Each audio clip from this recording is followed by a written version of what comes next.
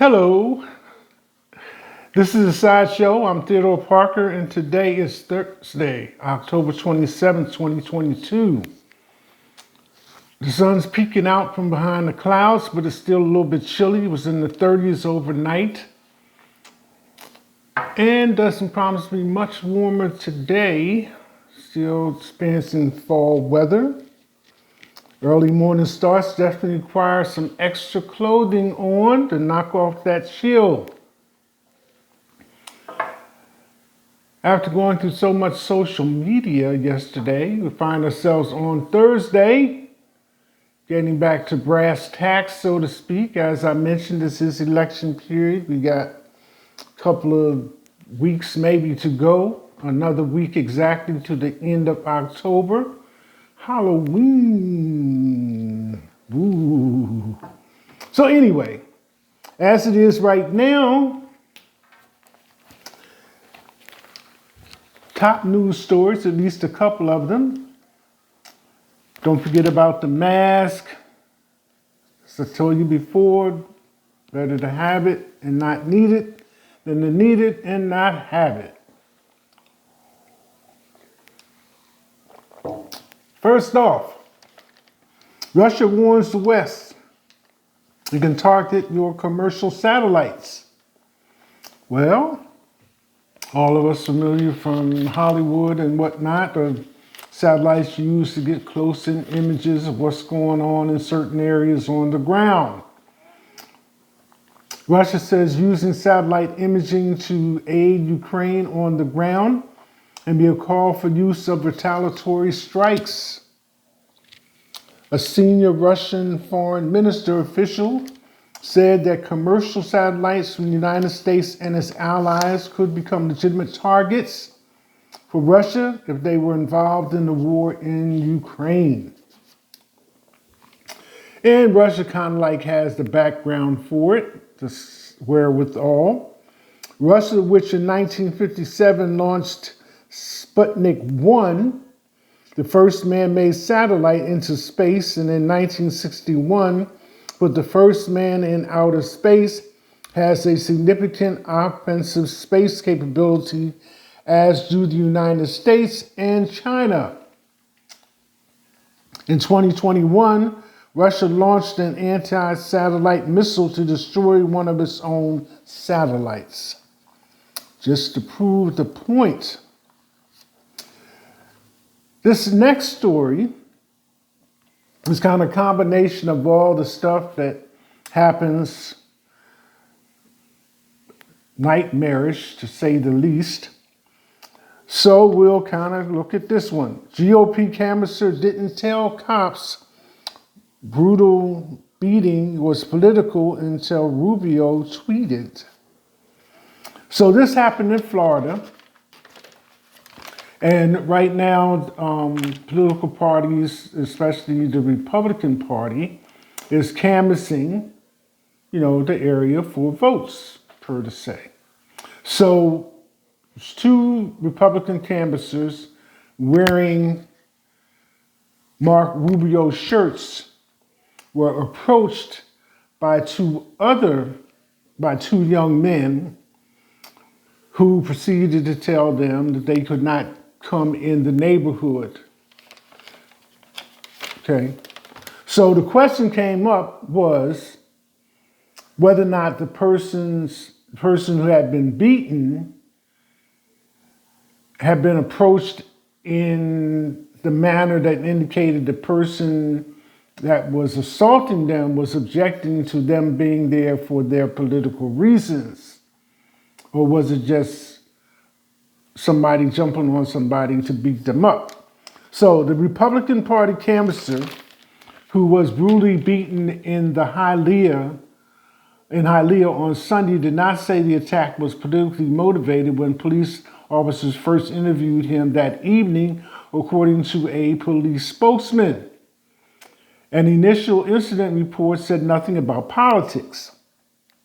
But on Monday morning, after talking to the victim's father, Senator Marco Rubio tweeted that the canvasser was attacked by 4 animals who told him Republicans weren't allowed in their neighborhood.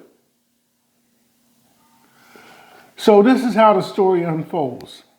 The two canvassers are out, they're doing what they do. Since the one of them started, the one that got attacked started in June, he's made about $10,000 doing this work. So they get approached in Hialeah.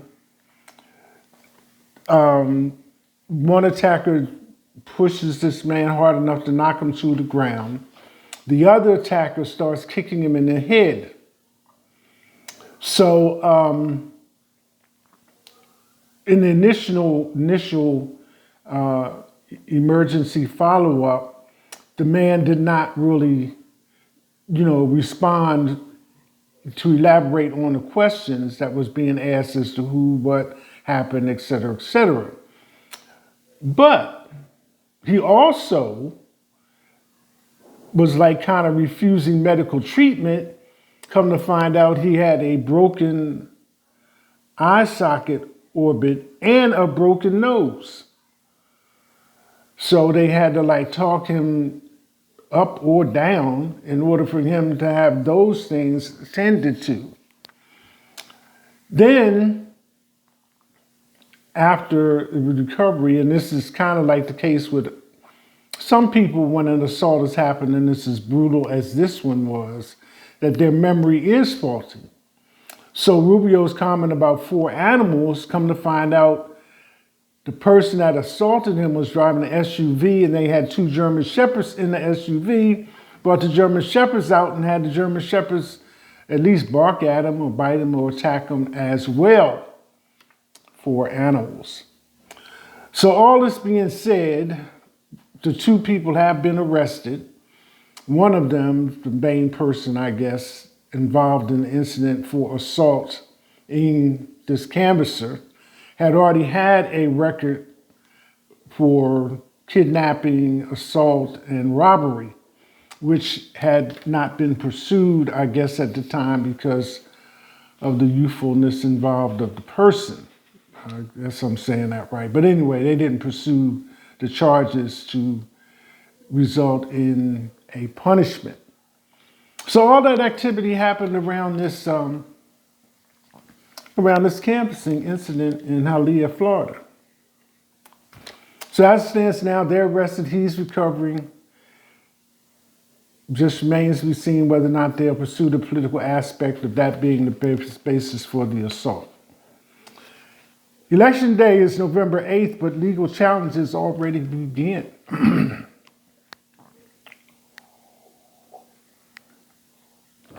Election day is 12 days away, but in courtrooms across the country, efforts to sow doubt over the outcome have already begun. More than 100 lawsuits have been filed this year around the upcoming midterm elections. The suits, largely by Republican targets, rules over mail-in voting, early voting, voter access, voting machines, voting registration, the counting of mismarked absentee ballots, and access for partisan poll watchers. It's the most litigation ever before an election, and it's likely a preview of a potentially contentious post-election landscape. The strategy was born in part of the failure of allies of former President Donald Trump to successfully challenge and overturn the free and fair results of the 2020 presidential election. In 2020, pro-Trump attorneys filed roughly 60 lawsuits across the nation and asked judges to set aside votes. Those lawsuits were roundly rejected. Excuse me. And it's a bit of an irony, I think, that Biden won electoral vote 306 to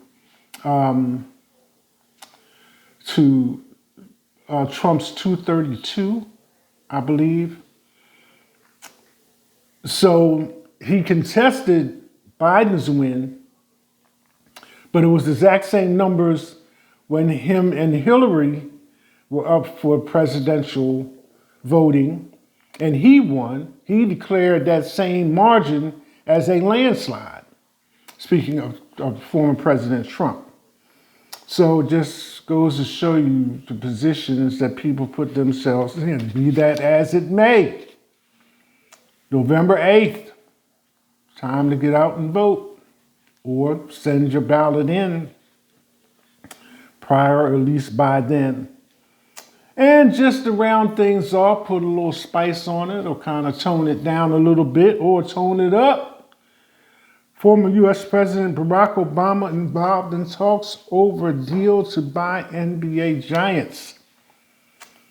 Former United States President Barack Obama is reportedly involved in talks over a deal to buy the Phoenix Suns from disgraced owner Robert Sarver. So Charles Barkley, Ring of Honor member and 4 years playing for the Phoenix Suns, says combined with everything else, that might be a good deal. See how it works out. President Obama, an NBA owner. Thursday, October 27, 2022. This is The Sideshow. I'm Theodore Parker. That's it. Hashtag